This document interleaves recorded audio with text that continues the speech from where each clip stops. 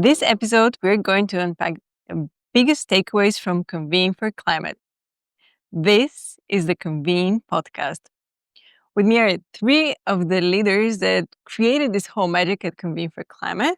We have Rachael Riggs from Maritz, Tanya Popeau from Pcma, and Lykketoft from Copenhagen Convention Bureau. So thank you, ladies, for joining me today. It's a real pleasure to have you. I'm excited to talk to you and just see what inspired you and what surprised you and what practical takeaways you took away from the event. So the first question for all of you is, were there any aha moments or surprises that you really think the industry has to hear about? And Rachel, let's start with you. Sure. I really loved attending Convene for Climate. Rotterdam did a great job. And one of the things that I learned there, and I've known it, but it validated it, was collaboration. We need industry collaboration. And that is going to take a lot of effort. And it just means so much to making an impact. And that's what we need to do. Kit? I guess my main takeaway was that now is not the time to back down from talking about sustainable transition. Quite the opposite. It felt very timely in Rotterdam that we were across sector, cross country, having a conversation around this and also could inspire each other. Very important. Absolutely. So I'm going to kind of reiterate what both people have said. I think for me, obviously, I come from outside of the industry, and I know that a big remit was really to broaden and widen participation. And the magic or the aha moment that you asked was really that it worked. That we had people from government, we had people from large corporate. Obviously, we had about 50% of the people were from the business events industry. They came together. They did have very thought-provoking, inspiring conversations. And I think really to both people's point, there is a hunger and a desire for this conversation. You know, we've been maybe sustainability has heightened over the last, 6, 7 years. And whilst I think we need kind of new narratives, there is no sense of people, tiring or turning away. There's a greater hunger and a desire for action. So you were the brains behind the framework of Convene for Climate. What were your hopes for the platform to achieve this year? So firstly, I should say that obviously the inaugural year happened last year and I wasn't there. So in 2024, the first C4C was in Barcelona, and there were a range of brains and partners that developed Convene for Climate as a concept. So it was my role this year to take it forward. And obviously I worked alongside the partners to do just that. My biggest hope really goes back to that broad conversation that we could bring together a range of different people. And what excited me was the participant feedback. So, for example, we heard from the Ministry of Justice based in the Netherlands, and she said what she liked was really the positive conversation around action that really stimulated kind of, exciting ideas that she liked. Equally, I heard from Bosch. I think she's the head of sustainable transformation, and she said post-event, obviously, we know that AI is going to bring about a huge amount of sustainable transformation and advancement, but nothing can take the place of bringing people together and that cross kind of collaborative discussion and action. And so those were the kind of positive feedback and kind of, responses that excited me the most. And I really like the fact that you're speaking about the positive message in sustainability, which we don't hear that much. And Rachel, I want to bring that to you because you are involved in creating a lot of tools measuring. So what is the data telling us? Are there any positive stories that you're seeing? Sure, absolutely. And there's a lot of great stories to be told and shared. And a platform like Convene for Climate is a great place to share it. For us at Maritz, we have a tool that we co-created with a company called Reduce2, and we pilot tested it with one of our biggest fintech clients out there. They came to Convene for Climate, MasterCard, and she shared our story. And it was to watch people react to how we have changed the way they look at how they design their events was pretty spectacular. They started with their CEO meeting when I wanted to pilot test our tool, and they said, here, try this with this event. So it couldn't have been any higher stakes. And now we're doing their entire portfolio of meetings, and it all comes down to education and educating the planners on how to design events differently. I love it. Kate, are you seeing event planners designing really events differently when they come to Copenhagen? Well, at least I'm seeing that they are happy to learn that we have tools that they can actually use in planning. For example, we have sustainability guide that they can use pre-event, but also post-event.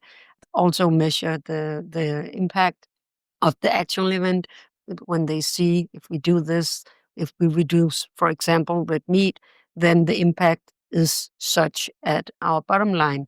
That's actually very positive. And a lot of planners are looking for help, for resources.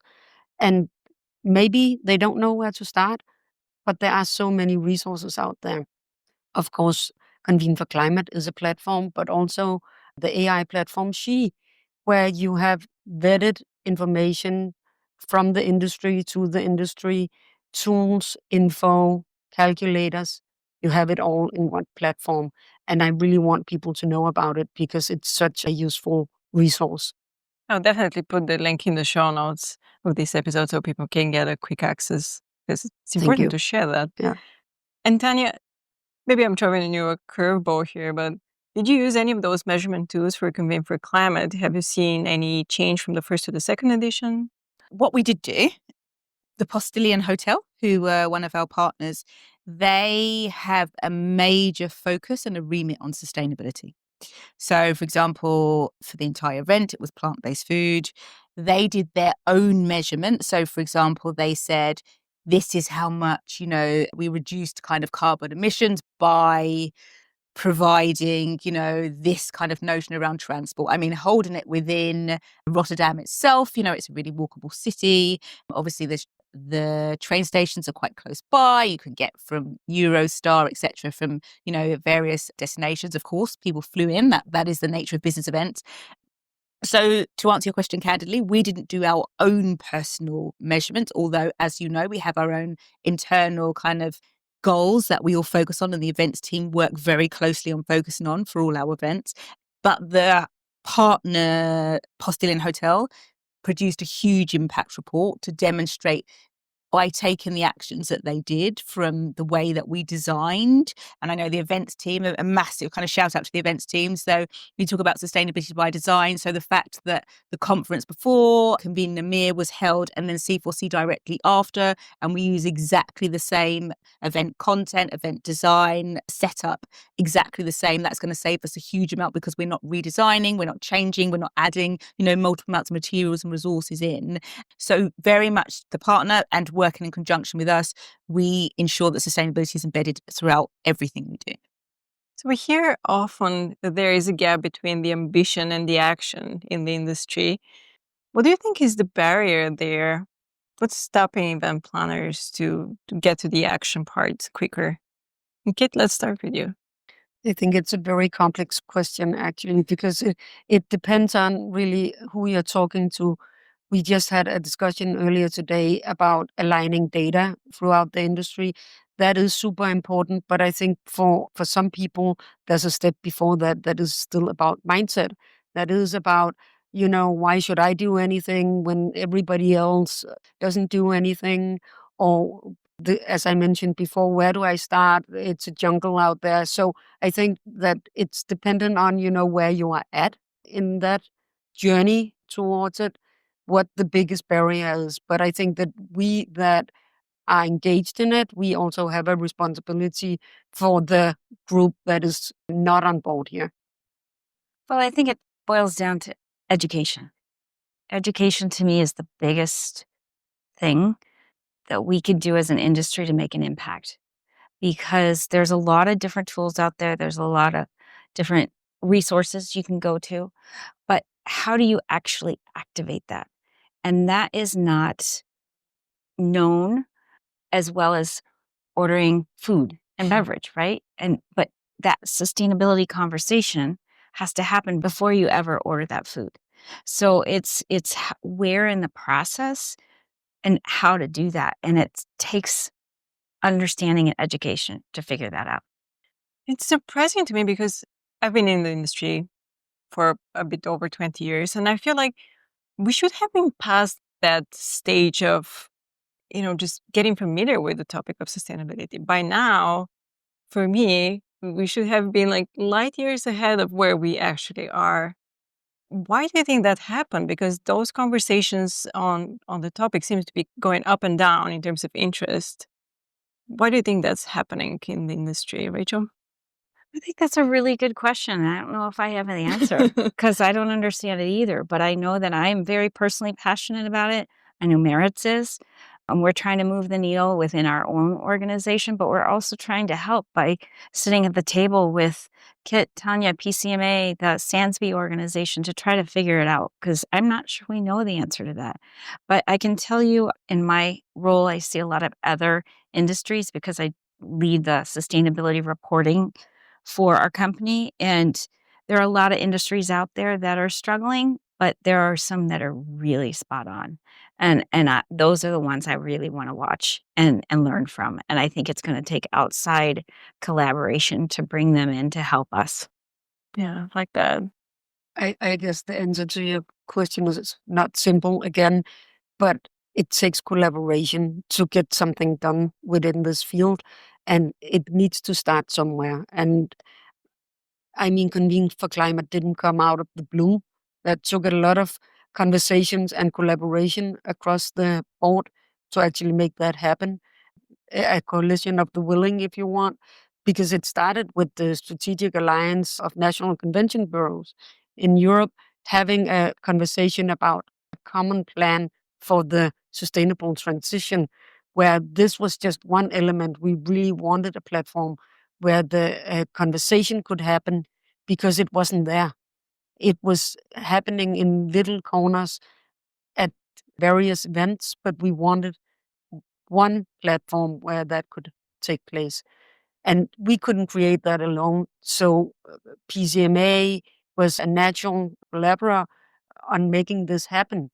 And the same with the Sustainable Hub for Event She that I mentioned before. It was part of the plan that we wanted a tool, a platform, if you want, that had all the resources. But we couldn't do that alone. So we collaborated with Give Me and with Carbon Net Zero event. So it's also about reaching out to find who want to be part of the different initiatives that you do. Yeah, it's true. What I'm hearing both of you saying is that the industry is lacking unity, and maybe that's why what I imagined 20 years ago that would happen today is not happening. And Tanya, that brings you in the perfect time and place because you brought a lot of different frameworks and people from outside of our industry to inspire us and to show us ways that we can do it because we don't have to reinvent the wheel, right? Things are already there. So what frameworks you really think the industry needs to adopt from those other players? So I would say, I think firstly, everybody's really open to learning from outside industries, which is really exciting because sometimes industries can be very closed and siloed. So I think for me, it's less about frameworks in the sense that we're actually in discussion about developing or supporting or endorsing the development of industry-wide frameworks that come from the industry because the business event industry is of course unique. So I think mindsets and insight. So I led a session on innovation. And I think that, and obviously Kit has a major background and Rachel in innovation too. So I think one of the biggest areas that we need to understand or focus more on is how we innovate within sustainability. So I think you started off saying sustainability can be seen as quite negative. And I think that's really how it's seen. It's seen as risk, it's seen as burden, it's seen as compliance, it's labor intensive and it's expensive. And I think all of that needs to be switched on its head. And certainly I think PCMA, we see sustainability as a catalyst for innovation, for sustainable growth, for transformation, and something that can have a positive impact on productivity within your organizations. So that mindset shift in itself is something that I think needs to be adopted. And in addition to that, it's learning the skills. I think I remember Kit saying on the panel in C4C, you said she's looking at me like, what did I say? What are you going to say? What are you going to say? And I think they asked you a similar a similar question. And you said employing those innovative skills. Prototyping was one of the things that you talked about. And also to quote one of our keynote speakers at C4C, we do not know how to achieve sustainable transformation over the next 10, 20 years. Otherwise, we would have done that. And that's the same for every single industry out there. I've heard industry leaders say that we are in a black room right now and we are trying to find the way out of it. That requires innovation. It requires vision. It requires testing. We're going to fail. We need to, try new ideas and continuously be on that iterative process. And one of the keynotes says what creative innovation allows you to do is imagine and visualize the future that doesn't exist yet. And that's where we are. So it's going to take bold leadership, bold action, innovation, and it's those kinds of insights. So that kind of innovative framework, to bring it back to your question, that we need in order to get to the next 10, 20 years. And I'm sure that the one thing that you just missed is the stakeholders, right? All the different bits and pieces, because the industry is made out of all those different players. And you brought them together. So what did you hear from those conversations happening during Convene for Climate? And that's for all of you. I agree with all you just said. But also what came out of the conversations was, amongst a lot of other stuff, that we just need to try. If we don't try, then nothing will happen. And then we might try and fail, as you say. But that doesn't matter, because then we try it and then we go try something else. And that's why it's so important to have that space and get out of the black box and a glimmer of light somewhere, and then just test out different solutions. And that can be a small scale. I don't believe that we can get, the entire meetings industry around the table at the same time. But I do believe that smaller groups, smaller collaborations can show the way and then get others on board. I think that's how it's going to go. Well, I think we have a really great example of collaboration at its best is the Sustainable Hospitality Alliance. And that was 10 years, 12 years ago now, that the hotel chains globally came together and they said, and I focus obviously a lot on measurement, but they came together and said, it doesn't matter what flag flies on this property, a meeting room is going to have the same emissions as a meeting room in the other hotels.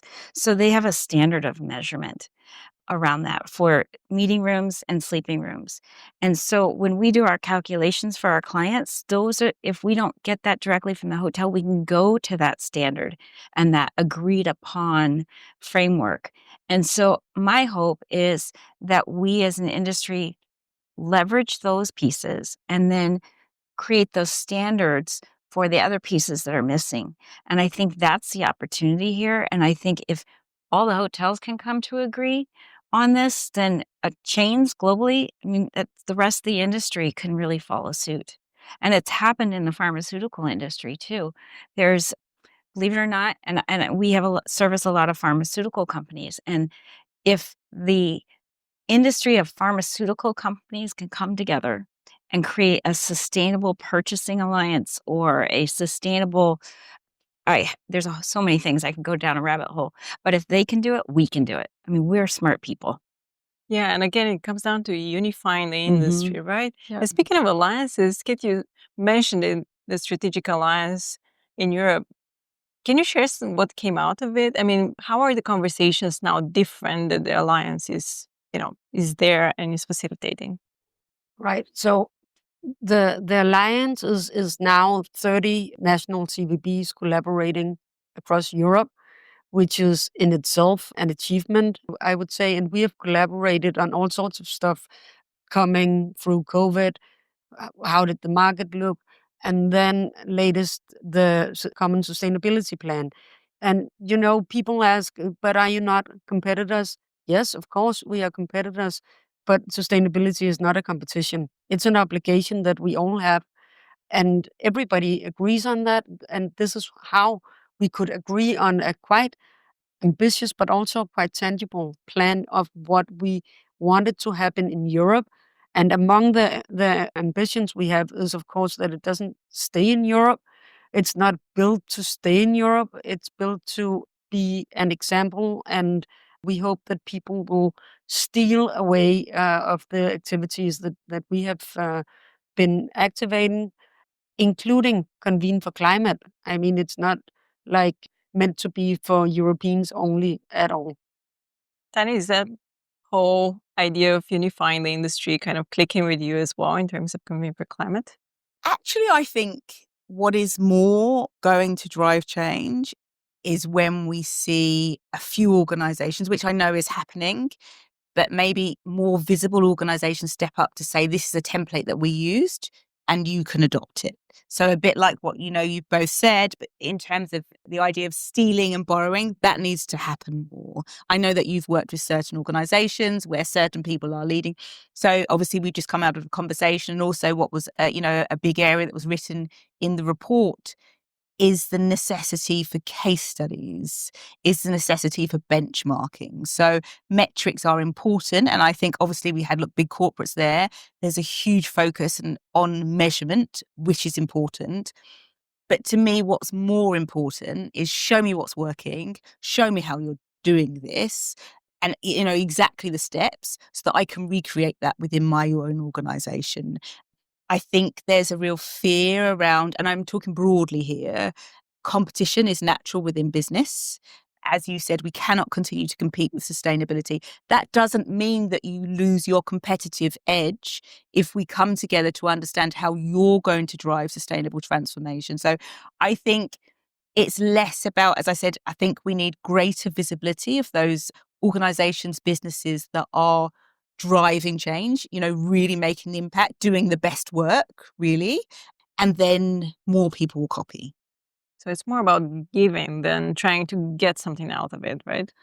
Look, business is business. I think business is always going to be competitive and profitable. But I think, so if I say in a slightly different way to what you just said in terms of giving, I think that organizations should be incentivized to share. And I know that was one of the ideas that also came out of C4C Rotterdam. So, and maybe that's a role that we play, but what do I get if I share more? Is it, prestige? Is it brand value? And, how can we help do that?